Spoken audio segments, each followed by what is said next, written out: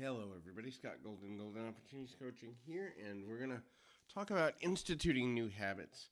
4 tips for instituting new habits. I help people with habit work all the time because habits are just kind of making your mind decide that doing something is beneficial and making it a part of the routine even when you don't necessarily feel like it. Feelings and habits don't often go hand in hand.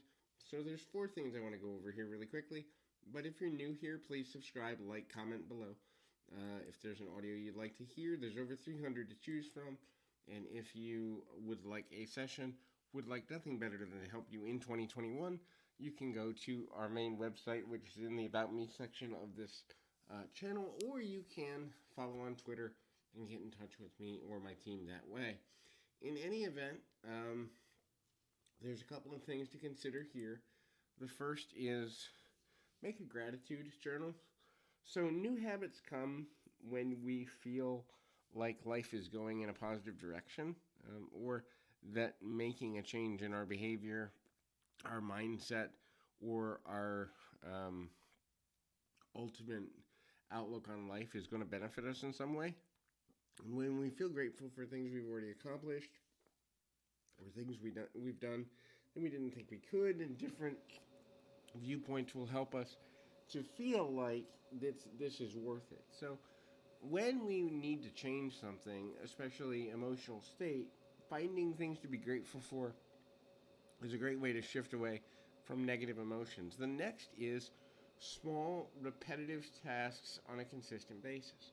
So a lot of times what people do is they say, I need to exercise more. And so they'll say, oh, I've got to commit to a half hour a day. Well, wait a minute. Maybe you're not going to do that.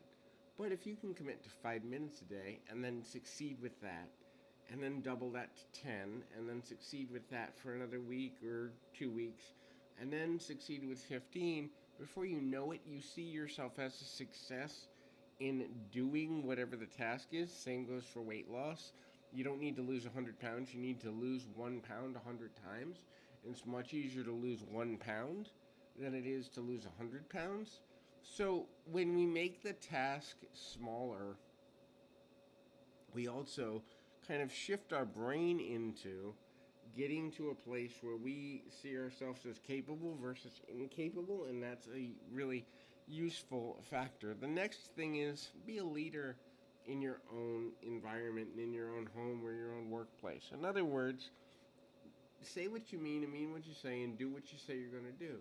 So don't set goals that are so high that the odds of people believing you're going to do it is out of balance, and also encourage others to join with you in a group. I need to read more. Okay, why don't we do a book club?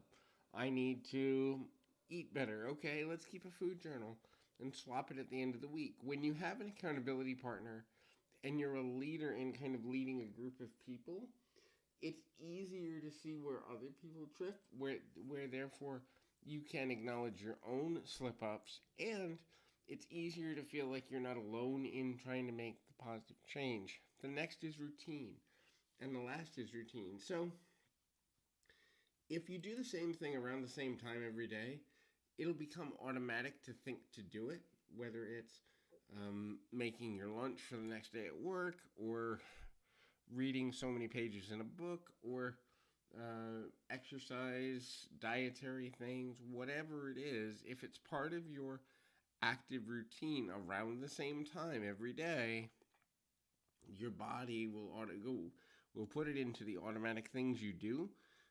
Sometimes one of the biggest reasons people don't keep new habits is because it's not automatic for them, and they have to concentrate on it, they have to think about it, and they don't want to. And most often, the things we don't want to do are the things we're less likely to do. So if you want to increase your likelihood of being successful at making any sort of long-term changes, it's necessary to begin to look at your life and say, where can I gain knowledge of how to get where I need to be in a more manageable way by using my routine to my advantage. So hopefully this is helpful, and we will add more content in the days and weeks to come. If there's something you want to see, just ultimately leave a message below, and we'll see what we can do about getting that there Till next time, keep your feet on the ground, your mind in the moment. Till next time, everybody.